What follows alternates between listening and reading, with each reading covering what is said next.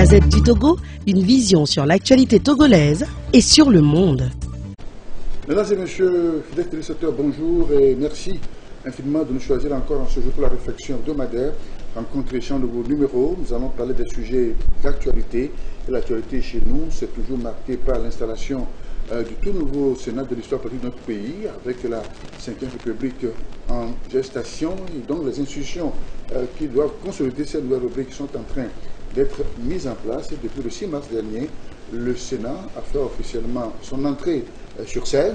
Et pour en parler aujourd'hui, le regard de la presse, des médias, des analystes politiques sur le Sénat togolais, le tout premier, je reçois pour vous, pour décrypter cette actualité, Firmin Teko Agbo, il est journaliste, chroniqueur politique. Firmin, bonjour et merci de cette invitation. Bonjour Gérard Wilson, merci de m'avoir invité. C'est cela. C'est avec vous qu'on va faire le tour d'horizon des questions d'actualité, en commençant par le sujet brûlant de l'heure, l'installation de tout nouveau Sénat dans notre pays. Alors, qu'est-ce que vous en dites? Quel regard portez-vous sur cette nouvelle institution qui vient de naître? Donc mon analyse, c'est sur deux volets. Le premier volet, c'est subjectif. C'est par rapport à moi. Vous savez, depuis que nous sommes nés, nous n'avons pas vécu dans un pays où il y avait un Sénat. Donc on apprenait que le Sénat, ça existait dans les autres pays, ça existait entre-temps au Sénégal, ça existe en France, aux États-Unis et dans plusieurs pays de par le monde. Et pour nous, nous un peu jeunes, c'est notre première fois de vivre. C'est-à-dire que vous êtes heureux d'être témoin de cet événement, de l'avènement du Sénat, premier Sénat? Oui, bien évidemment, je suis très heureux. Je suis très heureux. C'est pour ça que je le dis. C'est à titre subjectif, quoi. Je suis très heureux de vivre dans un pays où on a un parlement bicaméral avec l'Assemblée nationale et un Sénat. Donc pour moi, c'est quelque chose de merveilleux. Vous savez, quand on était encore très jeune, on était petit, on allait à l'école. Quand vous marchez doucement, on dit il ne marche pas de sénateur. Donc un sénateur, c'est qui? Donc c'est quelqu'un de prestigieux. Et donc si on arrive à avoir aujourd'hui cette chambre-là, que nous appelons chambre haute ou chambre prestigieuse, nous c'est tout à fait sérieux d'être très heureux. Nous sommes très heureux, moi je suis très heureux d'avoir un pays où on a un Sénat. Le deuxième volet, c'est cet objectif. Vous savez, nous avons opté, peut-être nous allons en parler, nous avons opté pour un régime parlementaire. Ce n'est pas une première fois, on l'a déjà expérimenté en 58 et pendant la transition aussi, nous allons en parler si vous le permettez. Et aujourd'hui, nous avons opté pour un régime parlementaire tout entier. Et donc, on ne peut pas faire le régime parlementaire sans le Sénat. Parce que dans le pays qui a inventé le régime parlementaire, c'est-à-dire la Grande-Bretagne, il y a un Sénat, il y a un Parlement, il y a la Chambre des communes qu'ils appellent la Chambre des communes, qui est la Chambre des représentants et la Chambre des lords.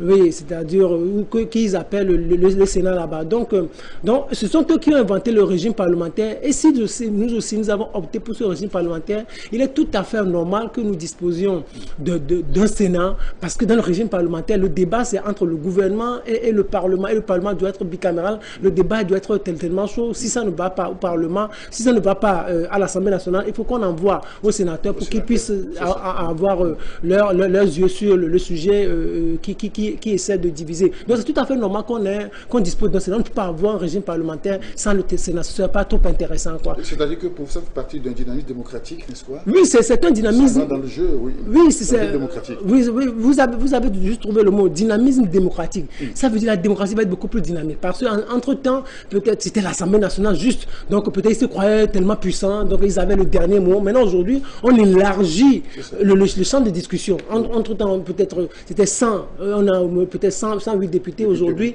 108 députés aujourd'hui. Et de l'autre côté, le débat ne va pas s'arrêter à ces 108 députés. Le débat va s'élargir à plus de 61 encore. Mais si tout est acquis à la mouvance et au régime en place, oui, théoriquement, quand on prend l'Assemblée nationale, quand on voit la configuration du Sénat, bon, qu'est-ce qui a changé concrètement pour qu'il y ait un débat démocratique? Non, vous savez, ceux qui ont opté pour le régime parlementaire, c'est parce que peut-être arrivé à un moment donné, ils se sont dit que peut-être il y a des choses qui ne marchent pas. Il y a peut-être la population n'est pas satisfaite à 100%. La population n'est pas à l'aise. Alors qu'est-ce qu'il faut d'une manière ou d'une autre? Il faut encore peut-être plus de personnes pour pouvoir débattre à l'Assemblée nationale et aussi d'autres personnes au niveau du Sénat 61 pour que des idées puissent être mises. Peut-être ceux-là qui étaient là à 80, entre-temps, unir ceux-là avec 80, dans l'ancienne législature, unir avec peut-être 80, plus de 80 députés ou moins. Et on a vu la gouvernance. Aujourd'hui, ils ont demandé à ce que le nombre là soit porté à 113. Et aujourd'hui, il faut encore ajouter 61 personnes. Donc, ils se sont dit peut-être qu'en réalité, le nombre qu'on avait, ça ne nous permettait pas d'avoir peut-être une large vue sur les questions d'actualité, sur des projets que nous avons essayé d'élaborer, d'exécuter dans le pays. Mais il faut élargir ce champ-là. On peut avoir peut-être, on peut être dans un même parti, mais avoir des divergences d'opinion. Vous savez, la Chine, c'est l'un des pays les plus fermés au monde. C'est un seul parti politique, le Parti communiste chinois. Vous savez, vous êtes dehors comme ça, vous êtes à la télévision, vous êtes à la radio, il n'y a pas de débat. Il n'y a pas de divergence d'opinion par rapport à la gouvernance de Xi Jinping, le président chinois. Mais au niveau du Parti communiste chinois, c'est tout un débat. C'est des débats, c'est houleux. Parce que c'est là de l'avenir de la Chine dont il est question. Donc il faut que des têtes émergent des idées. Donc Xi Jinping, il se met à l'écart et il voit des gens émerger des idées divergentes. Et c'est à l'issue de cette discussion qu'on essaie d'avoir une certaine synthèse pour dire voilà, c'est ce que nous optons pour notre pays. C'est ça qui va permettre à la Chine de rayonner de par le monde. C'est les mêmes personnes. C'était les membres d'un seul parti. C'est un seul parti. Mais vous voyez comment la Chine est aujourd'hui. Vous voyez comment la Chine se positionne. Tous les États-Unis ont peur de la Chine. Tout le monde a peur de la Chine. Mais dans les conditions qui sont les nôtres, dans nos conditions, l'histoire politique de notre pays, vous la connaissez aussi bien que moi. Alors, tout ce que vous développez là, est-ce que c'est pas trop beau? Vous pensez qu'un système peut s'ouvrir comme ça, des débats contradictoires internes? Oui, vous savez, c'est une question de bonne volonté et de la vision que porte le numéro 1 de ce pays. Si le chef de l'État se dit, aujourd'hui, je veux construire une Chine en Afrique de l'Ouest. Je veux construire peut-être, entre guillemets, les États-Unis avec mon pays en Afrique de l'Ouest. Il peut le faire. C'est une question de volonté et c'est une question de vision. Et si le chef de l'État est arrivé aujourd'hui à avoir un régime parlementaire, ou bien, tout en ayant la majorité, la large majorité, et aujourd'hui, avec toutes les réformes qu'il essaie d'opérer par-ci, par-là, moi je me dis peut-être qu'il a cette vision. Et aussi, il doit avoir cette vision parce que vous savez, nous avons un chef d'État qui vient de faire 20 ans au pouvoir. Et regardez toutes les critiques qui sont érigées à son endroit. Toutes les critiques qui fusent à son endroit. Les gens disent qu'il a fait 20 ans au pouvoir. Mais les gens oublient aussi que le pays venait de très loin. Plus de 15 ans de rupture de la coopération. Tous les indicateurs étaient au rouge. Mais là, il a pris le pays dans un contexte extrêmement difficile. Il a fait revenir des élections législatives dans des conditions extrêmement difficiles, mais jugées transparentes par la communauté internationale. Et c'est à partir de ça que les institutions de Bretton Woods sont revenues. Et après, on est devenu PPT, on est devenu solvable, on a commencé par nous reprêter de l'argent. Et il a essayé de faire relever le pays jusqu'à un niveau aujourd'hui. C'est normal qu'on nous compare au Bénin, c'est normal qu'on nous compare en Côte d'Ivoire, au Ghana, on dit oui, là-bas, ça va. Mais ces pays, ce que les gens oublient, c'est que ces pays n'ont pas vécu la même expérience que nous. 15 ans de rupture de coopération, où vous êtes laissé à vous-même. Le Sénégal n'a pas vécu ça. 15 ans de rupture de coopération, où vous êtes laissé à vous-même, le Bénin n'a pas vécu ça. 15 ans de coopération, on vous a laissé à vous-même, le Ghana n'a pas vécu ça. Mais on a vécu, on a épongé toutes nos dettes, on a épongé nos arriérés, mais on s'est relevé. Donc, il a pris pratiquement 10 ans pour régler des problèmes. Plus de 10 ans pour régler des problèmes. Et c'est à partir de peut-être 2015 qu'il a commencé par relancer de grands projets pour essayer de relever le pays. Donc, c'est normal que les gens le critiquent. C'est normal que les gens lui disent, monsieur, vous avez passé 20 ans au pouvoir. Vous savez, celui-là qui est né en 2005, a tous les droits pour pouvoir critiquer le président. Parce qu'il se dit, il a passé 20 ans. Parce que lui, il n'a connu que le président n'a plus. Il n'a pas peut-être l'histoire du pays. Donc c'est normal que les gens le critiquent. Et sachant pertinemment, étant conscient que les gens le critiquent, Fonisimo doit se dire non. Mais il faut que maintenant j'aille de l'avant. J'ai essayé de régler un certain nombre de choses. Maintenant, il faut que je fasse décoller le pays. Alors pour ce pays-là, il a besoin de débat. Même s'il n'a pas une opposition à une majorité à l'Assemblée nationale, il se dit j'ai besoin de débat, j'ai besoin de gens sérieux à l'Assemblée nationale, j'ai besoin de gens sérieux au Sénat. Oui, pour pouvoir émettre des idées, pour pouvoir critiquer tous mes projets. Parce que nous voudrons construire une Chine, parce que nous voudrons construire les États-Unis de l'Afrique de l'Ouest. S'il est dans cette dynamique, moi je peux dire que ça peut aller. Les Chinois, en fait, vous savez, ce que nous essayons de promouvoir au niveau de nos centres de recherche de géopolitique internationale, c'est le patriotisme. C'est le président de la République. Il est un patriote, comme Xi Jinping, qui s'est entouré aussi de patriotes. Et Sifo Gnassingbé aussi est un patriote. Et qui s'entoure de patriotes, des gens qui partagent sa vision, des gens qui partagent son ambition. Moi, je peux vous dire que dans 5 ans, dans 10 ans, le Togo va commencer par décoller. C'est cela. Donc, on a suffisamment fait l'expérience des anciens systèmes politiques. On en a tiré les leçons. Et donc, vous pensez qu'il est de bon ton qu'on change, n'est-ce pas, de système pour faire cette expérience de régime parlementaire. Oui, vous savez, le premier régime parlementaire, le premier régime que nous avons après les législatives de 1958, dans l'histoire du Togo, Faure Gnassingbé n'était pas encore né. C'est le régime parlementaire. Sylvanus Olympio, il était en prison, il n'a pas participé aux législatives. On a fait les élections législatives, on l'a sorti de prison, c'est le CUT qui avait gagné, on l'a nommé Premier ministre. On a vu l'expérience. Sylvanus Olympio, il a muté tout de suite en régime présidentiel. Si vous lisez sa constitution du 9 avril 1961, c'est une constitution présidentialiste. Il était l'homme puissant. L'article 43 dit qu'il est le commandant des forces armées. Vous imaginez, le commandant suprême des forces armées. Était un régime présidentialiste. Il est mort. Après, on a eu un régime présidentiel avec Grunitzky. Après, on a eu Eyadema avec tout ce que nous avons connu. Maintenant, pendant la transition, on a essayé d'avoir le régime parlementaire. Et au sortir de la transition, on a essayé d'avoir une constitution, un régime semi-présidentiel. Dans le régime semi-présidentiel, c'est ce que nous avons en France. Il y a un président et un premier ministre qui se partagent les pouvoirs. C'est ça qui est un peu difficile quelquefois. Des fois, on dit par exemple, l'article 20 de la Constitution française dit le gouvernement détermine et conduit la politique de la nation. Or, le président de la République est là. Vous imaginez, vous êtes élu président de la République. Et vous nommez un premier ministre, peut-être qui n'est même pas élu. À l'époque, au suffrage universel. Au suffrage universel. Je parle de la France avant de revenir au Togo. Vous imaginez, vous êtes un président de la République élu directement par le peuple. Vous avez maintenant un premier ministre qui n'est même pas élu, vous le nommez, et après, la Constitution dit c'est lui qui détermine et conduit la politique de la nation. C'est un peu difficile. Il y a contradiction. Pardon? Il y a contradiction. Il y a contradiction. Ça veut dire le président de la République et le premier ministre ne vont jamais s'entendre. Le président se dit, c'est ça, Sarkozy dit, mais c'est moi qui suis élu, ce n'est pas lui. Mais pourquoi on dit que c'est lui qui doit déterminer, conduire la politique de la nation? Parce que celui qui est comptable devant le peuple, c'est moi. C'est moi le patron, ce n'est pas lui. Vous imaginez, il est mon collaborateur. Et voilà, c'est ce que nous avions au Togo. Et vous savez ce qu'il y a demain à faire. C'est pour cela que la Constitution de 92, version originelle, a vraiment gêné Eyadema. Sous la version originelle, on a dit le gouvernement détermine et conduit la politique de la nation.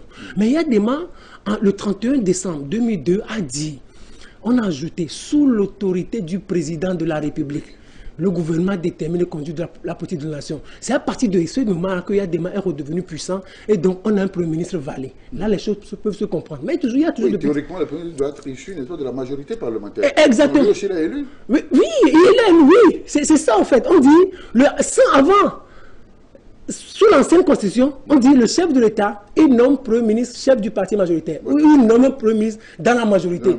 Ça dérangeait Eyadema. Maintenant, quand on a modifié la constitution, on dit le président de la République nomme le premier ministre. Ça veut dire vous pouvez aller aux législatives. Vous pouvez avoir la majorité opposition. Mais le président de la République n'est pas obligé de nommer premier ministre dans la majorité. Il peut nommer son garagiste premier ministre. Parce qu'on dit le président de la République nomme le premier ministre. Il peut nommer son chauffeur premier ministre. Parce que c'est la Constitution qui le dit. Donc c'est comme ça, c'est ce qu'on a fait de la Constitution de 1992. Et maintenant aujourd'hui, Faure Gnassingbé sait pertinemment que cette Constitution elle est conflictuelle. Vous savez, moi j'ai toujours dit que la Constitution française là, personne n'arrive à s'en sortir. Si vous le permettez, je vais vous dire ceci. Vous savez, vous pouvez nous dire exactement là, le régime dans lequel la Côte d'Ivoire se retrouve. Il n'y a pas de nom. Vous savez, il y a 3 régimes. Je vais le dire en 2 secondes. Il y a le régime présidentiel. Dans ce régime, il y a la séparation stricte des pouvoirs. Le président, il est puissant. Le Parlement, il est puissant. Et la justice, elle est puissante. C'est ce que nous avons aux États-Unis. Il y a le régime présidentiel. Il y a le régime semi-présidentiel. C'est ce que nous avons en France. Il y a le président de la République, il y a le Premier ministre. Les deux se partagent le pouvoir. Maintenant, il y a le régime parlementaire, où on a un roi ou un président de la République qui n'est pas trop puissant, mais on a un Premier ministre, ou un chancelier, ou un président du Conseil puissant. C'est ça les trois types de régime. Maintenant, regardez en Côte d'Ivoire. Avec la modification ou la révision constitutionnelle de 2020, qu'a opéré Alassane Dramane Ouattara, vous savez ce qu'on a? On a un président de la République, on a un Premier ministre et on a un vice-président. Dans quel pays on est? C'est aux États-Unis que vous pouvez avoir un président, un vice-président, parce que c'est un régime présidentiel. Maintenant, ici, on a un président de la République, on a un vice-président. En réalité, théoriquement, ça doit être un régime présidentiel. Maintenant, dans ce même pays, on a encore un Premier ministre. Or, c'est dans le régime semi-présidentiel qu'on a un Premier ministre. Donc, ça veut dire, dans ce pays, il y a une partie du régime semi-présidentiel, il y a une partie du régime présidentiel, oui, semi-présidentiel et présidentiel. C'est tout un cafouillage institutionnel, parce qu'ils se sont rendus compte qu'ils n'arrivent pas à s'en sortir. Nous allons au Sénégal. Avant que Macky Sall ne quitte le pouvoir, il avait supprimé le poste de Premier ministre. Oui. Sous la constitution de 2019, parce qu'il se disait qu'en réalité, il n'arrivait pas à s'en sortir avec le Premier ministre. Donc c'est pour cela que quand Ousmane Sonko est arrivé, il a demandé à ce qu'on... Les parlementaires lui ont dit, monsieur, venez faire votre déclaration de politique générale. Il dit non, la loi qui est là, le règlement intérieur de l'Assemblée nationale ne reconnaît pas le poste de Premier ministre. Parce que sous la constitution de Macky Sall, selon la constitution de Macky Sall, il n'y a pas un poste de Premier ministre. Donc Macky Sall a inventé une constitution où il n'y a même pas de nom. Donc en réalité, les Togolais aujourd'hui se sont dit, ou ceux qui dirigent le Togo se sont dit, non, il faut aujourd'hui que nous allions à un autre type de régime, parce que peut-être c'est ça qui va nous aider. Et moi, je demande à ce qu'on ne s'arrête pas là. Parce que ce que nous avons demandé au niveau de notre centre de recherche de géopolitique internationale, c'est qu'il faut qu'on adapte nos constitutions, nos tests à nos réalités. Si les États-Unis sont arrivés aujourd'hui à ce niveau, c'est parce qu'ils se sont dit, non, nous sommes dans un pays où il faut un peu de représentation, un peu partout. Il faut que tout le monde se représente. C'est le régime semi-présidentiel que nous avons, que nous devons avoir, qui peut nous aider. Les Français se sont dit, au sortir de la guerre, il faut avoir un régime semi-présidentiel, et c'est cela. Maintenant, nous, sur quoi on se base pour avoir notre régime, c'est parce qu'en réalité, dans les années 90, les gens sont revenus de France, ils se sont dit, la France, c'est elle qui a le meilleur régime, alors que ce n'est pas le meilleur régime. C'est un régime qui est conflictuel. Dans la leçon du pouvoir de François Hollande, François Hollande dit non, ce régime présidentiel n'est plus adapté à nos réalités. Il faut qu'on le change. Mais je vous fais cette confidence. Vous savez, la Constitution française, elle est modifiée déjà à plus de 25 fois. Ça veut dire que les Français n'arrivent toujours pas à s'en sortir. D'avoir aujourd'hui un régime parlementaire au Togo, moi je trouve que ce n'est pas une mauvaise chose en soi. Mais il faut que les dirigeants, ceux qui dirigent, soient d'une certaine bonne foi, qu'ils aient l'esprit de patriotisme, qu'ils se disent, nous voudrons construire un Togo moderne, nous voudrons construire un Togo technologique, nous voudrons construire un Togo qui s'adapte aux réalités du 21e siècle, nous voudrons construire un Togo où il y a l'IA, nous voudrons construire un Togo où le peuple est à l'aise, nous voudrons construire un Togo pour les Togolais, pour que les Togolais se sentent à l'aise. C'est ça l'ambition. Si on arrive à avoir cette ambition, c'est à partir de ce moment où on va voir les tests. Voilà comment on peut adapter nos tests à nos réalités. Rencontre échange de vos numéros, nous parlons du Sénat dans le cadre de la mise en place de l'institution de la 5e République. Firmin Dekou Agbo est mon invité, il est journaliste, chroniqueur politique, c'est avec lui que nous faisons l'analyse. Alors, parlons de cette institution composée de deux groupes de personnes, à savoir ceux qui sont élus et ceux qui sont nommés par le chef de l'État. Concrètement, est-ce qu'il y a de deux catégories, est-ce qu'il y a une qui est plus lourde que l'autre, qui pèse plus quand on est élu ou bien quand on est désigné? Qu'est-ce qui a plus de poids? Vous savez, le président de la Cour constitutionnelle, il est nommé. Le président de la Cour suprême aux États-Unis, il est nommé. Il a plus de poids ou pas? Est-ce qu'il y a... Regardez. Le président de la Cour suprême aux États-Unis, c'est quelqu'un qui est nommé. Vrai ou faux? Oui. Il est nommé. Voilà. Maintenant, le sénateur aux États-Unis, il est élu. Entre le président de la Cour suprême et le sénateur qui est élu, qui est le plus puissant, le président de la Cour suprême, il dirige toute une institution. Il est puissant. Donc la différence, ce n'est pas à ce niveau-là. Et aussi, les gens critiquent cette façon de faire la nomination, parce que l'article de la nouvelle Constitution le dit. Mais là, cet article, on l'a sorti d'où? On l'a sorti de la Constitution de 1992. L'article 52 de la Constitution du 14 octobre de 1992 dit ou dispose les collectivités territoriales élisent 2/3 des membres du Sénat et le 1/3 désigné par le chef de l'État. C'est ce qui fut fait tout simplement. C'est ce qui fut fait. Donc c'est ce qu'on a repris dans la nouvelle constitution. Sous la constitution de 1992, c'était l'homme le plus puissant, c'est le président de la République. Donc c'est lui qui a cette possibilité, cette prérogative de nommer le 1/3 des membres du Sénat. Maintenant, sous la constitution de la 5e République, l'homme le plus puissant, c'est le président du Conseil. Donc la loi lui reconnaît aussi cette possibilité, cette prérogative de nommer le 1/3 des membres du Sénat. Maintenant, vous savez, les gens font cet amalgame. Les gens disent comment Faure Gnassingbé qui n'est pas élu, il va se permettre de nommer. Oui. Vous savez, je le disais tout à l'heure en début d'émission, je disais, vous savez, Sylvain Solepio, c'est quelqu'un qui n'a jamais été élu de toute sa vie. Il n'a jamais été élu. Comment donc? Vous savez, je l'ai dit, lorsqu'on faisait les élections législatives de 1958, Sylvain Solepio était en prison. Il était déchu de ses droits civils et politiques. Il n'a jamais été élu. Il ne s'est jamais frotté au suffrage universel. Maintenant, c'est à l'issue de ces législatives où le CUT a remporté les législatives qu'on l'a libéré. Amen Santos a demandé à ce qu'on le libère. Et maintenant, quand on le libère, on le nomme Premier ministre. Il dirige un gouvernement où il n'a même pas été élu. Vous imaginez? Première chose. Deuxième chose, quand on faisait la campagne, c'était avec sa photo. C'était son mythe, son image qui avait fait remporter. Et les Togolais le connaissaient. Les Togolais l'aimaient.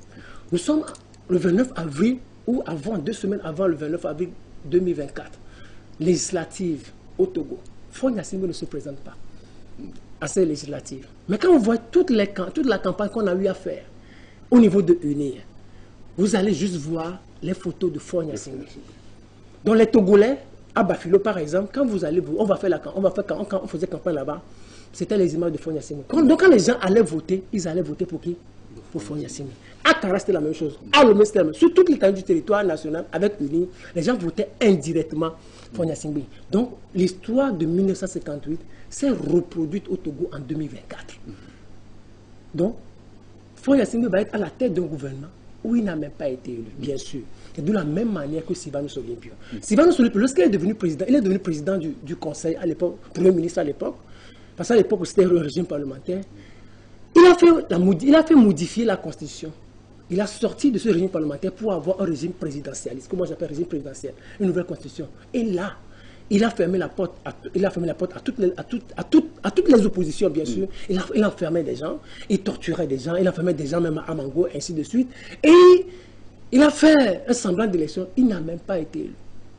Il ne s'est pas présenté, il n'a pas été élu, mais il est devenu président de la République en 1961. Donc je pense que c'est la même chose qui s'est reproduite ici. Sylvain Solepio n'a pas été élu lors des législatives de 1958. Faure Gnassingbé n'a pas été élu lors des législatives de 2024, mais il sera le prochain président du Conseil. Donc Sylvain Solepio n'a pas été élu, mais il avait le pouvoir de Premier ministre. Faure Gnassingbé n'a pas été élu, mais il a le pouvoir de président du Conseil. Parce que le peuple togolais, indirectement, lui a conféré ce pouvoir le 29 avril 2024. Il faut que juste que les gens... Alors, ce parallèle que vous faites là, il faut que ce soit suffisamment clair dans l'esprit des gens. Oui. Parce qu'il y a beaucoup de choses sur notre pays quand on parle de ce monsieur, ce grand homme, Sylvain Solepio, n'est-ce pas? Oui, bien évidemment. Il faut que vous avez parfaitement raison. Vous savez, lorsqu'on était encore très jeune et qu'on nous parlait de Sylvain Solepio, oui, moi je le prenais pour un dieu en fait. Je me disais que non, il y a des mecs trop mauvais. Que non, Sylvain c'était le meilleur. Mais quand j'ai commencé par fouiller en tant que journaliste, à interroger des gens, qui n'est-ce pas interroger, ceux-là qui ont fait l'histoire, il y a des gens qui sont encore vivants, des personnes du 3e âge. Quand vous les interrogez, mais Sylvain Solepio, il avait une ambition pour le pays. Il avait un beau programme économique pour le pays. C'est Zeus Sajabo qui m'a dit un jour en 2010 que Sylvain Solepio, ce qu'on appelle la Sud de l'Afrique, il avait l'ambition de construire, de faire du Togo la Sud de l'Afrique. Mais son erreur, c'est que s'il fallait même marcher sur des hommes, pour y arriver, il était prêt. C'est là où il avait fauté, en fait. Donc, mais Sylvain Solepio... Ce n'est pas son procès, en tout cas. Non, ce n'est pas son procès. Non, c'est pour dire... C'est un chef d'État. C'est notre président aussi. Oui. Nous avons le droit, tous les droits possibles pour pouvoir le critiquer. Tout comme nous critiquons Yadema. Tout comme nous critiquons Grimisque Olympio. Tout comme nous critiquons Clébert Dadjo. Vous imaginez, tout comme nous critiquons Faure Gnassingbé, c'est notre droit de critiquer Sylvain Solepio. C'est notre président. Nous critiquons Général de Gaulle, nous critiquons Sarkozy. Donc nous avons le droit... Ce droit-là de critiquer Sylvain Solepio. Sylvain Solepio, il avait un bon programme économique. Il voulait faire du Togo quelque chose. Mais de l'autre côté, c'était un vrai dictateur. Il enfermait des gens. Il enfermait des gens, il torturait des gens. Il avait enfermé. Quand il y a des mains venues, c'est quand il y a des mains venues qu'il a fait libérer un certain nombre de choses. Un nombre de gens. Vous imaginez, c'est Nani Santos même qui l'a porté au pouvoir, qui lui a remis la primature en 1958. Mais quand il est sorti de prison, il a fait enfermer Nani Santos. Il a fait enfermer d'autres personnes. Il interdisait aux opposants de participer aux élections. Il les enfermait. La liberté de presse, on n'en avait pas au Togo. Dans les journalistes, ils avaient tous les problèmes possibles. Mais économiquement, il était très bon. Il avait pris de l'avance sur son temps. Il avait une ambition. Mais sur le plan politique, c'était un vrai dictateur. Je ne sais pas si vous avez suivi. Vous êtes mon aîné, vous êtes mon doyen. Je vous respecte. Mais c'est une manière de parler. Je ne sais pas si vous avez suivi Atouchi Aboubli. Il a dit que si on avait laissé Sylvanus Olympio jusqu'à la fin de sa vie naturelle, il allait être un dictateur. Mais un dictateur éclairé. Il avait dit en 2008 ou en 2007, avant son assassinat, ou avant son décès. Mais c'est-à-dire, les grands, ceux-là qui ont fait l'histoire, qui peuvent être objectifs et sérieux avec nous, nous dirons simplement que Sylvanus Olympio, il avait un bon programme économique, il avait une ambition pour le pays, mais c'était un dictateur. Et Yadema, je ne veux pas parler d'Yadema, mais vous savez, on a toujours parlé de... C'était mardi ou mercredi, je parlais avec quelqu'un qui est un opposant à Yadema, qui me disait que Yadema, c'était un homme charismatique. C'est après qu'ils s'en sont aperçus. C'est ça. Alors, revenons à la composition de ce Sénat.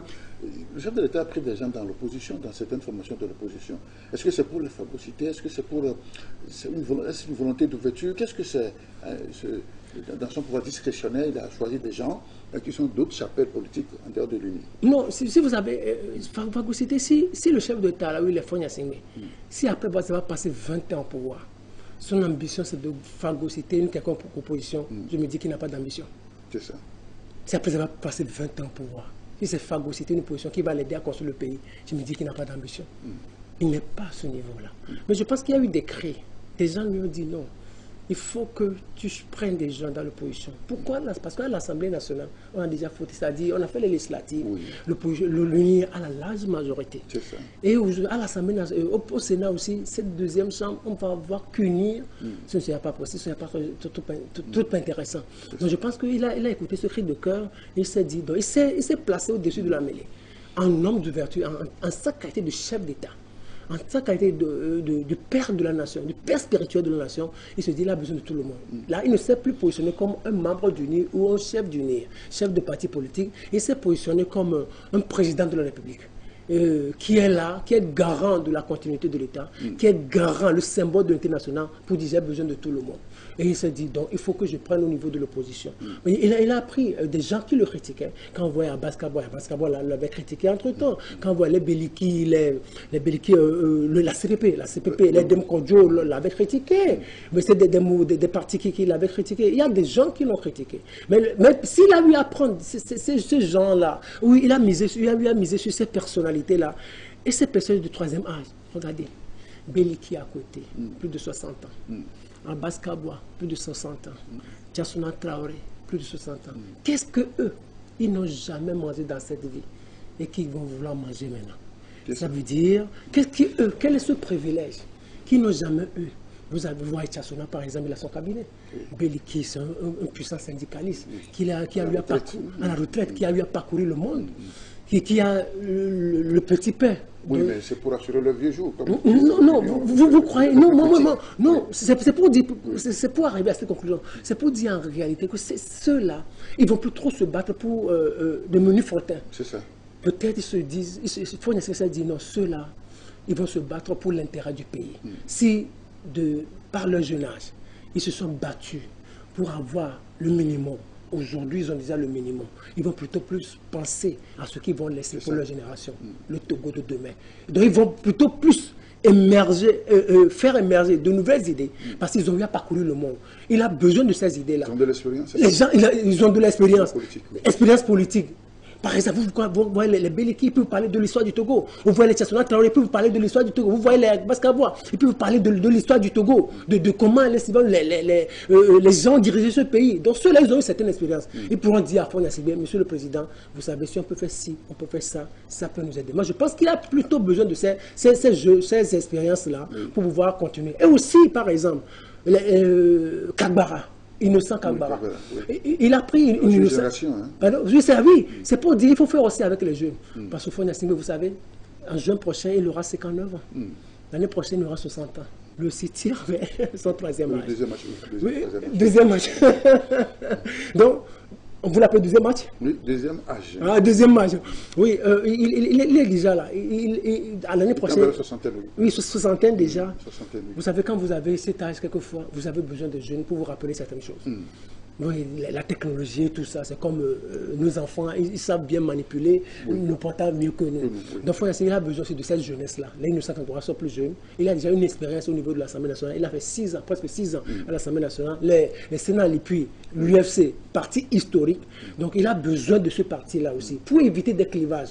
L'UFC, dans le temps, c'était quelque chose sur le plan opposition. Donc, le parti de Kagbara aussi, de son père là, a eu à le contester. Donc, c'est pour dire, j'ai besoin de tout le monde, en fait. En tant que père de la nation, entre guillemets, j'ai besoin de tout le monde pour éviter des clivages. Donc, quand on a UFC, on n'a pas UFC à l'Assemblée nationale, mais on a UFC au Sénat. Quand on n'a pas le parti de Kagbara à l'Assemblée nationale, mais on l'a au Sénat. Quand on a bâti, c'est le système moderne. Vous imaginez, on a bâti le gouvernement. On a bâti aujourd'hui au niveau du Sénat. Je me dis qu'il a besoin de ces partis. Et il a besoin de cette jeunesse-là pour lui proposer de nouvelles choses. Parce que quand des personnes peut-être de troisième âge vont avoir leurs yeux pour voir peut-être certaines choses au niveau des thèses, les jeunes vont leur rappeler que non. Sur le plan de la modernité, c'est comme ça que ça se passe maintenant. Pourquoi ne pas insérer l'intelligence artificielle? Pourquoi ne pas insérer Android? Pourquoi ne pas insérer, par exemple, comment on fait ci, comment on fait ça, sur le plan moderne? Donc, c'est une manière d'avoir une certaine cohésion, comme on l'appelle. On a besoin de tout le monde pour construire la cohésion nationale. Moi, je pense que c'est pour cela qu'il a fait nommer ces opposants-là une certaine ouverture, que, en tout cas, subjectivement, moi, j'apprécie. C'est ça. Alors, à cela s'ajoute ces vieux, hein, enfin, ces personnalités connues du monde politique togolais au sein du système. Quand on revoit les Barry Moussa Barké, quand on revoit comment il s'appelle celui, le doyen d'âge, oui. Un retour en scène. Non, vous savez, sur ce point, j'ai fait deux observations. Oui. La première observation, c'est que vous savez, Barry Moussa Barké, par exemple. Barry Moussa Barké, oui, je prends Barry Moussa. Oui, Barry Moussa Barké, c'est quelqu'un qui a fait avec le père. Et il a fait avec aussi le fils. Je l'ai dit, Faure Gnassingbé, il vient de passer un certain nombre d'années à la présidence. Il se dit maintenant, ok, ceux-là, ils m'ont déjà servi. Il a eu le temps de les connaître, c'est ça? Il a eu le temps de les connaître. Maintenant, il faut les envoyer un peu au Sénat pour qu'ils contribuent aussi d'une manière ou d'une autre au développement du pays sur un autre volet. Maintenant, il a besoin peut-être dans son entourage, de nouvelles personnes, de nouvelles personnalités pour faire peut-être mieux ce que les Barry Moussa Barké faisaient. Par exemple, les Dama Dramani, les Ayassor, le doyen d'âge, des gens qui ont eu affaire avec le père, qui ont essayé de construire le Togo d'une manière ou d'une autre, qui ont apporté leur contribution, qui ont essayé de construire l'administration togolaise, qui ont essayé de construire les forces armées, qui ont essayé de construire la gendarmerie, tout ce que nous avions, que Faure Gnassingbé est venu retrouver. Il se dit non, maintenant il faut les envoyer là. Donc par exemple, et il se dit aussi, donc les Barry Moussa Barké, c'est des gens qui ont une certaine expérience. Il ne faut pas aller les garder à la maison. Il faut qu'ils les envoient au Sénat. Ils peuvent encore se donner des ressources capables de servir le pays, c'est ça? Oui, vous savez. Et à côté, il y a aussi des jeunes tout aussi compétents. Oui, bien sûr. Vous savez, on parle du Sénat. Vous savez, je ne sais pas, c'est une lacune à mon niveau, peut-être que je reconnais, ou c'est par rapport à mon âge, mais je n'avais jamais entendu Barké parler. Mais, oui. Il parle peu, hein? Il parle peu. Mais c'était la première fois, l'autre fois, quand j'ai écouté son discours. Mais c'était un beau discours, avec des mots simples, savamment bien choisis. Quand il a été désigné comme président. Quand il a été désigné comme président du Conseil. Président du Sénat. Du Sénat. Attention, Non, c'est. Allez-y, je Donc, président du Sénat. Oui. C'est ma première fois de l'écouter. Mais l'homme, il parle bien. Je me dis, mais. Donc c'est normal que des gens aient dit qu'on a écrit en France, faites comme Barké. Faites comme Barry Moussa Barké lorsqu'il avait fait ses études en France. Donc, souriadement, c'est normal que les gens l'apprécient. Et en suivant une partie de son discours, je me dis, oh non, le gars, il est bon. Donc, tout d'abord, il est bon, intellectuellement, en termes d'expérience, et aussi à la tête du Sénat, Avant Bari Moussa Baké à la tête du Sénat, c'est quelque chose de prestigieux. C'est ça. Ouais, vous imaginez, c'est quelque chose. Pour l'image du pays. Pour l'image du pays, un Bari Moussa Baké, président du Sénat, du premier Sénat au Togo, moi je pense que c'est quelque chose d'historique, donc qu'il faut applaudir des deux mains. Moi c'est ça, je le dis à titre subjectif, c'est selon moi en fait. Donc je me dis non, ça on peut avoir Baké, et il peut toujours servir. Vous savez, le Togo c'est un pays difficile, il faut le reconnaître. Le Togo lui a connu des situations extrêmement difficiles. Dieu étant toujours avec nous, on n'est jamais passé au pire. Le Togo a connu des situations extrêmement difficiles. Les Bari Moussa Baké ont été témoins de l'histoire. Aujourd'hui, pour apaiser les choses, avoir des jeunes, assez de jeunes à l'Assemblée nationale, ils peuvent faire voter un certain nombre de lois. Mais quand peut-être ça arrive au Sénat, sous les yeux de ceux qui ont traversé les temps de l'histoire du Togo, les Bari Moussa Baké vont dire non. Ça là, il faut enlever ça. Vous y croyez fermement? Oui, j'y crois. Ça là, oui. Vous savez, la bonne foi est présumée.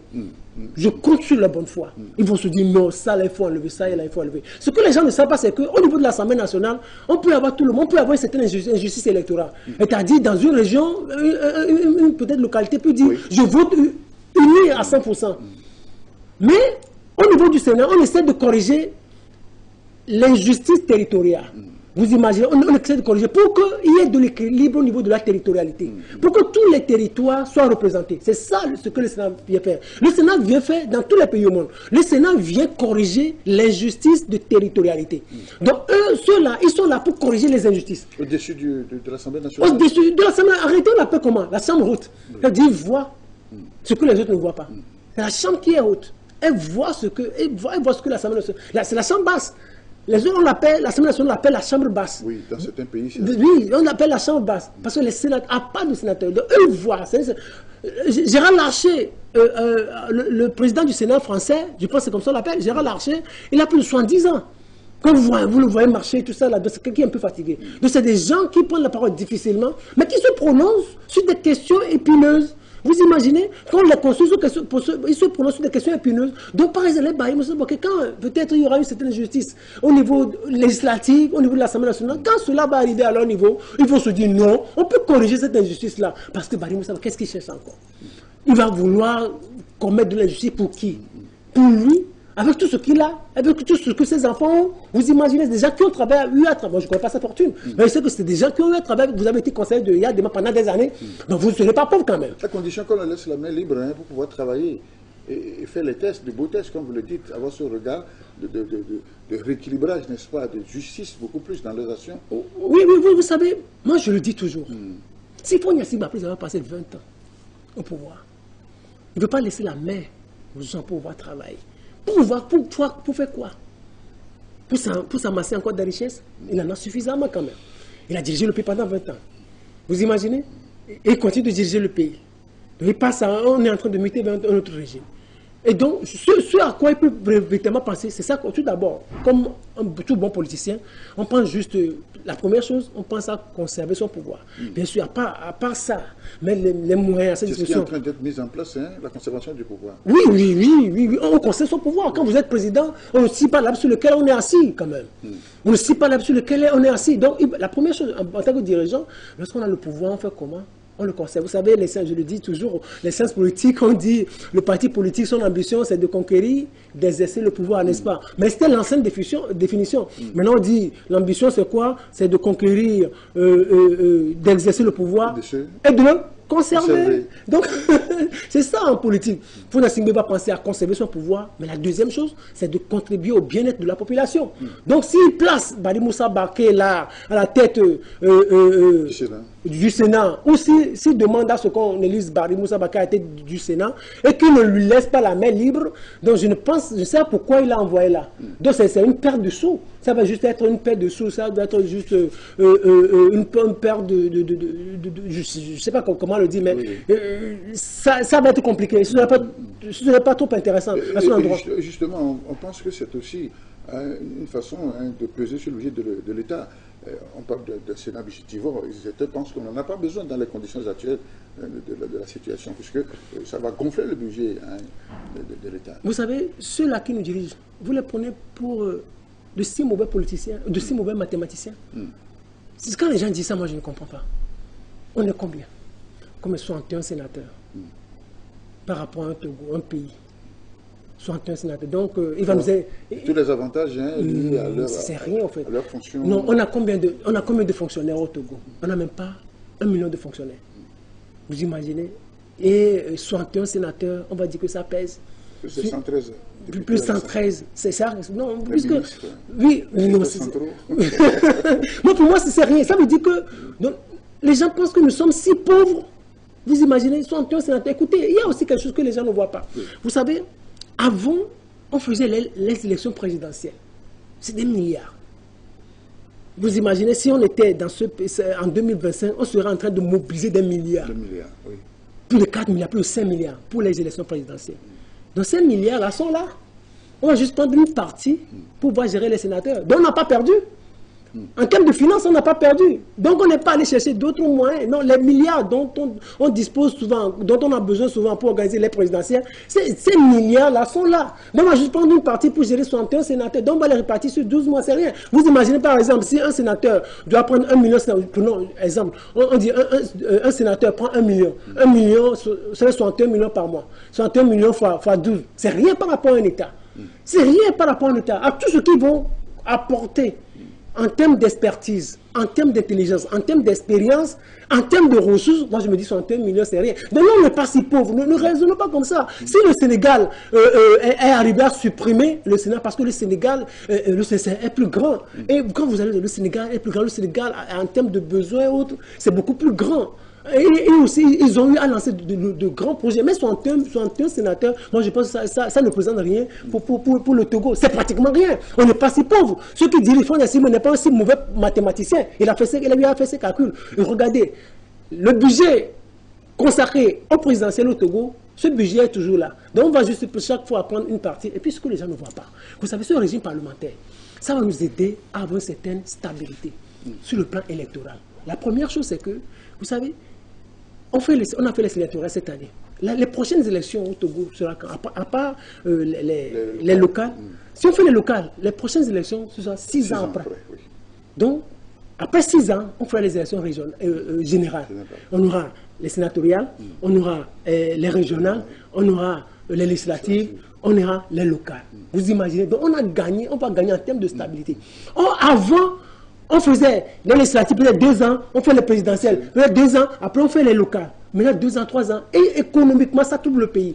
Et ça fait fuir certains investisseurs, parce que les gens disent que dans des pays africains, où on fait régulièrement des élections, il y a de l'instabilité. Maintenant aujourd'hui, tous les investisseurs, tous les opérateurs économiques se disent aujourd'hui, le Togo est en train de connaître une certaine stabilité électorale, stabilité politique et stabilité économique. L'autre stabilité, c'est qu'en réalité, vous savez, Fonia Singbe, c'est lui le président du Conseil. Et selon la Constitution, c'est lui seul qui a la possibilité de dissoudre l'Assemblée nationale. Vous imaginez, si on était dans une situation où le président de la République, comme dans tout régime parlementaire, ou dans un régime parlementaire, le président de la République avait le pouvoir de dissoudre l'Assemblée nationale, on allait connaître peut-être une certaine instabilité, parce que le président se dit, aujourd'hui, moi je ne veux plus de Fonia Singbe, je ne veux plus de cette Assemblée, je dissous l'Assemblée. Fonia Singbe, c'est lui le patron de l'Assemblée, c'est lui le seul patron qui peut dissoudre l'Assemblée nationale. Et c'est que quand il dissout l'Assemblée, ça veut dire qu'il renvoie toute l'Assemblée devant le corps électoral. Ça va créer encore des dépenses. Et ça va mouvementer tout son mouvement politique. Ça va lui créer assez de désordre. Et aussi, il ne serait pas si, peut-être, lors des législatives, les gens vont choisir autre parti. Donc, sur ce point-là, il va faire un effort pour ne jamais dissoudre l'Assemblée et aider l'Assemblée à aller jusqu'à son terme, à ces 6 ans. Donc, nous aurons à connaître, avec cette nouvelle constitution, la grande portée, c'est la stabilité électorale, c'est la stabilité politique et c'est la stabilité économique. Donc, moi, je dis que c'est quelque chose, c'est un avantage à tirer. Si vous arrivez à faire, on arrive à faire toutes ces lectures de la 5e République, je pense qu'on a beaucoup gagné et on aura beaucoup à gagner. Vous l'avez dit, c'est déjà dit dans les dispositions, Fonia Singbe sera le prochain président du Conseil des ministres, mais le débat tourne maintenant autour, n'est-ce pas, du prochain président de la République. Oui, c'est quelque chose... Il y a des noms qui circulent, hein. Oui, souvent, quand il y a des noms qui se commencent comme ça, il faut les oublier. Parce que Fonia Singbe, c'est quelqu'un qui aime surprendre. Ouais, il aime surprendre, vous savez, c'est un prince qui n'aime pas qu'on le gêne, qui n'aime pas qu'on lui impose des choses. Ouais, quand vous allez à cette direction, lui va de l'autre côté. C'est ça. Ouais, c'est quelqu'un qui aime se prendre. Donc on a Il y a des journaux qui affichent déjà des noms sur les visages. Ouais, je me rappelle, il y avait eu une année, le Clos, flambeau des démocrates, avait affiché l'image de Victoire Toumga Dogbe comme Premier ministre. Alors qu'à l'époque, on s'attendait à ce qu'on nomme Dogbe Premier ministre. Foy Gnassingbé avait dribblé tout le monde. Et c'est quand on avait oublié Victoire Toumga Dogbe que Foy Gnassingbé l'a nommé Premier ministre en 2020. Alors qu'est-ce que je vais essayer de démontrer, c'est que on a des noms qui circulent. Déjà, parle même de Jikris Olympio. Qui aurait été contacté. Hein? Qui aurait été contacté. Mais je pense que mais si Jikris Olympio devenait président de la République à l'international, ça va être quelque chose. On va dire, oui, à l'international, ça va être, mais ils vont critiquer quoi, au fait? Parce qu'ils vont tomber dans un piège. Parce qu'ils ont dit, il y a le pouvoir, Gnassingbé, c'est quoi? C'est du père au fils.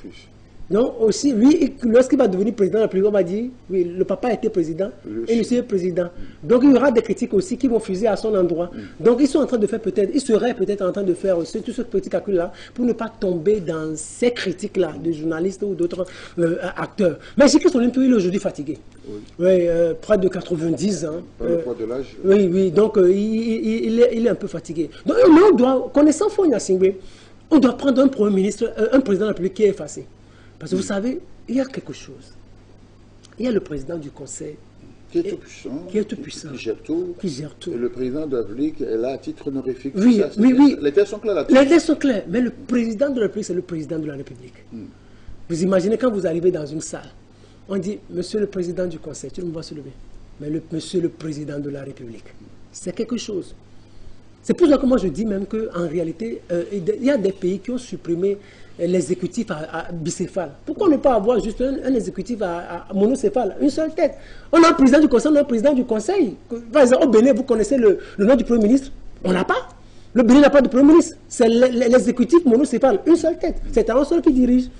Vous imaginez un gouvernement, et puis des gens nous rendent compte, c'est ça. Donc pourquoi ne pas? Parce que à l'avenir, je pense, je ne vous souhaiterais pas que ça dérange un peu. Parce que il y aura beaucoup de choses. Connaissant l'histoire du Togo, connaissant l'histoire du Togo, président de la République, président du Conseil, le président de la République, il aura bien sûr un rôle honorifique. Mais quand on prend un jeune, peut-être qu'on dit la personne doit avoir au moins 50 ans. Si on prend un jeune de 55 ans, qui est un peu fou, encore fou dans la tête, ça va être compliqué pour le président de la République. Il va être un peu agité. Alors qu'il faut y avoir conflit de compétences. Oui, c'est ça en fait. Conflit de compétences. Non, mais les têtes sont claires. Les têtes sont claires, mais on sait, l'humain, c'est l'humain. L'humain, c'est l'humain. Et peut-être il va exprimer ses mécontentements quelquefois. Regardez par exemple, il y a la flamme de l'indépendance qu'il faudra ranimer. Qui va le faire? Qui va le faire? Il y a le 27 avril qui est là. Qui va présider la cérémonie? Or, l'article, je pense que c'est l'article, j'oublie, de la nouvelle constitution qui dit le président de la République, c'est l'article 40, je pense, le président de la République est le chef de l'État. Il est le symbole de l'unité nationale. Dans la nouvelle constitution, le symbole de l'unité nationale, ça veut dire le 27 avril, c'est le président de la République qui doit présider la cérémonie. La flamme de l'indépendance, c'est le symbole de l'unité nationale.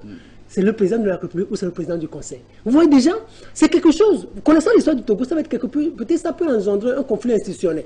Alors, moi je souhaiterais qu'on revoie bien ce côté-là. S'il faut retoucher le texte pour éviter de petits conflits institutionnels, un conflit institutionnel, moi je pense que ça peut nous aider à l'avenir. Ça peut nous être utile. Mais le président de la République, il faudrait qu'on peut-être mette la main, que l'Assemblée, parce que c'est les groupes parlementaires qui doivent proposer le candidat, donc que l'Assemblée nationale nous propose quelqu'un de très effacé. Parce que Foy Gnassingbé n'aime pas du bruit. Il n'aime pas qu'on le dérange. Vous le connaissez bien, hein, oui, c'est quand vous le suivez, il n'aime pas du bruit. Il dit, maintenant, il y a pour un peu sous bol, 3 minutes. Vous imaginez? Lors du campagne électorale. Donc, vous savez, c'est quelqu'un qui n'aime pas de bruit. Donc, avoir un président de la République, quelqu'un qui est au-dessus de lui, et puis qui l'embête, et puis qui va lui faire ombrage après. Qui va lui faire ombrage après. Nous sommes en politique, parce que c'est lui le patron maintenant. Vous imaginez un chef d'État qui fait 20 ans pour pouvoir faire le craindre. Parce qu'il a eu à parcourir le monde. Il a eu à parcourir les chefs d'État. Il a eu à travailler avec Chirac. Il a eu à travailler avec Sarkozy. Il a eu à travailler avec François Hollande. Il a eu à travailler avec Bush père. Il a eu à Bush fils. Il a eu à travailler avec Obama. Il a eu à travailler avec l'actuel président, Donald Trump, Biden, avant Donald Trump encore. Il travaille avec Macron. Vous imaginez? C'est qu'il a rencontré des diplomates de par le monde, des présidents chinois, des premiers ministres japonais, tout ça. Donc il connaît des gens. Qu'est-ce que toi tu vas lui dire? Donc vous imaginez? Donc avant que tu ne commences pas à t'exprimer, il sait ce que tu penses. C'est quelqu'un qui est dans ce milieu politique, milieu compliqué, milieu difficile pendant 20 ans. Et qui fait face à tous les coups. Vous imaginez, il y a eu des coups d'État qu'on a avortés. Il y a des gens qui sont toujours en prison. Il y a des choses qui se passent. On met la main, il gère l'armée, il gère la gendarmerie, il gère l'administration. Pendant 20 ans, vous imaginez, il a bien garé certains, ceux-là qui l'ont porté au pouvoir, les Zakari Nandia, qui sont aujourd'hui à la retraite. Il y a des gens même qui sont morts. Vous imaginez par exemple, ceux-là qui ont assuré l'intérim, Abbas Bofo, qui est devenu président, ceux-là sont morts. Donc, il avait connu un certain nombre de personnalités. Il a bien travaillé à côté un certain nombre de personnalités. Ceux-là, vous allez lui dire quoi maintenant? Vous devez les craindre. Et quand vous commencez par lui mentir, il sait que vous mentez. C'est ça. Parce qu'il a eu à connaître des gens mieux que vous. Donc celui-là, il ne faut pas lui faire ombrage. Il y a des choses qu'il peut ne pas supporter. Il y a des choses qu'il n'aimerait pas supporter. Donc avoir un chef d'État, vous imaginez, un chef d'État qui lui fasse ombrage, ça va être quelque chose de compliqué pour lui. Très bien, très bien. Ce que nous sommes en transition, et cette élection va finir le mois prochain, théoriquement, le 6 mai, n'est-ce pas? On doit connaître tout ça là. Ça va être clair pour tous les Togolais. Hein. Oui, c'est pour cela que... Le président du Conseil, le président de la République. Hein. Non, continuons la liste. Oui. Il y a le protecteur du citoyen. Il y a la nouvelle HAC qu'il faudra mettre en place. Oui. Et quand on met la nouvelle HAC en place, ça veut dire la nouvelle loi organique de la HAC. Il y a la nouvelle APLUSIA, qu'on va mettre en place avec sa nouvelle loi organique. Il y a le protecteur du citoyen qu'il faudra mettre en place avec sa nouvelle loi organique. Il y a la nouvelle Cour constitutionnelle qu'on va mettre en place parce que selon la nouvelle disposition constitutionnelle, le président du Conseil doit nommer 3 aussi. Vous imaginez, les sénateurs aussi doivent proposer. Donc ça veut dire qu'il y a cette nouvelle Cour constitutionnelle et d'autres institutions, assez d'institutions à mettre en place avant le 5 mai. L'article 95 dit les nouvelles institutions de la 5e République doivent être mises en place dans un délai n'excédant pas 12 mois. Vous imaginez donc, il faut mettre tout en place avant le 5 mai. Et vous pensez qu'on va y arriver? Moi, je pense que ça va être difficile. Soit l'Assemblée va travailler de façon féroce pour mettre à disposition toutes ces lois organiques-là, et qu'il faut y des personnalités sous la main pour pouvoir les nommer, pour pouvoir mettre en place toutes ces institutions. Mais je pense que ça va être difficile. Ça va être tellement difficile, et moi je demande... C'est pour éviter de tomber dans un vide constitutionnel ou institutionnel. Non, on ne va pas tomber, mais on va juste violer la Constitution. Ah d'accord. D'habitude. Oui, c'est notre première violation. C'est ce que nous ne souhaitons pas. Vous imaginez, c'est ce que nous ne souhaitons pas. Parce qu'en réalité, lorsqu'on élaborait la Constitution, un an là, c'était un peu trop court, juste. Donc il fallait juste mettre 1 an et demi ou 18 mois.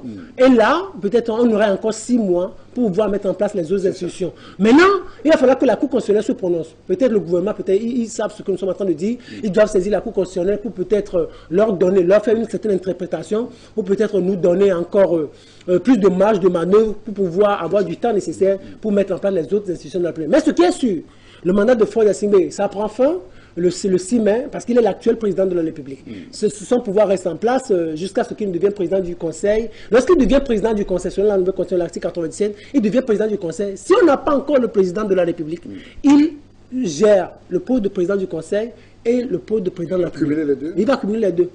Oui, c'est confirmé le test. On dit que les pouvoirs de l'actuel président de la République restent en fonction jusqu'à la prestation de serment ou jusqu'à l'entrée en fonction du président du Conseil et du président de la République.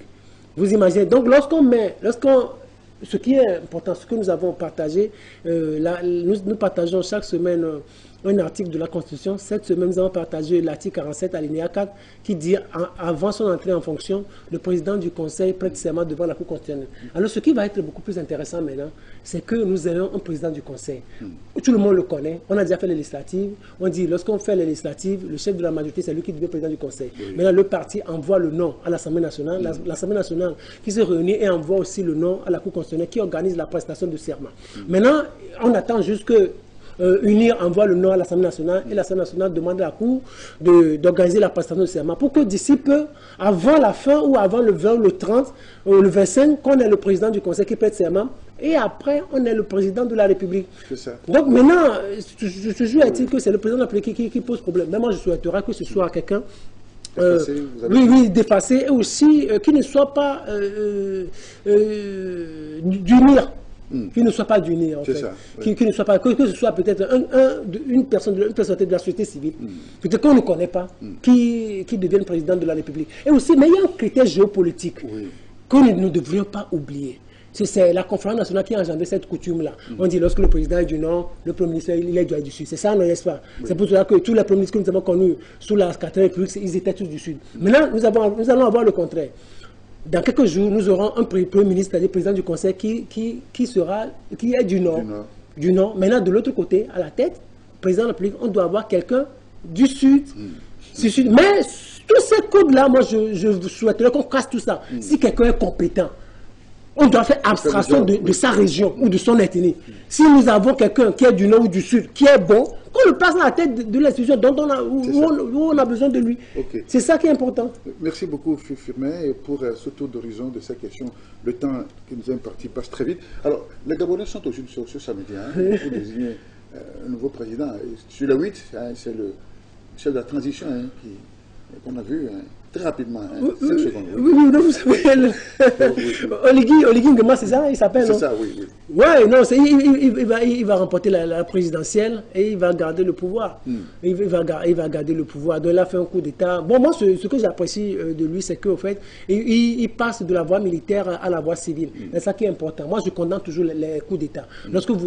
Un coup d'État doit être toujours condamné. Il a fait un coup d'État, je le condamne. Aujourd'hui, il se mue maintenant en civil pour devenir président de la République. Donc, c'est son droit le plus absolu de devenir chef d'État. Donc, s'il avait toujours conservé le pouvoir et ne voulait pas laisser, c'est ça qui allait être compliqué. Aujourd'hui, donc il se dit, je deviens civil, et il organise les élections à sa manière. Mais c'est mieux que de rester militaire et de diriger un pouvoir avec un bras de fer, comme ce que nous voyons dans les autres pays. Là. Comme au Niger. Mais merci beaucoup pour ce partage d'idées, ces échanges qui arrivent à leur fin. Merci à vous, amis téléspectateurs, pour ce tour d'horizon, pour ce temps que vous avez accordé. C'était une réflexion sur le Sénat avec les membres de cette structure, de cette institution, entrant dans le cadre de la mise en place de la 5e République. Merci, Firmin, pour votre disponibilité. Merci beaucoup. Si vous le permettez, en 2 mots, vous savez, notre centre de recherche de géopolitique internationale, Firmin Tekoagbo, nous venons d'avoir une représentation en Europe, plus précisément à Berlin, en Allemagne, où nous avons un compatriote qui le dirige, s'appelle Kani Kokoloko. C'est lui qui va nous organiser des conférences. Et bientôt, nous allons organiser des conférences dans ces pays-là d'Europe pour faire briller le Togo de par le monde. C'est cela. Merci et du succès. Merci beaucoup. Au revoir et je vous retrouve la semaine prochaine pour 2 réflexions. Pendant ce temps, portez-vous bien, prenez soin de vous. À très bientôt. La Gazette du Togo, une vision sur l'actualité togolaise et sur le monde. Rejoignez-nous sur le www.lagazettedutogo.com ou sur nos comptes Facebook, Twitter et YouTube. Pour tout contact, écrivez à contact@lagazettedutogo.com ou appelez le 92 80 88 53. La Gazette du Togo, c'est l'information en continu.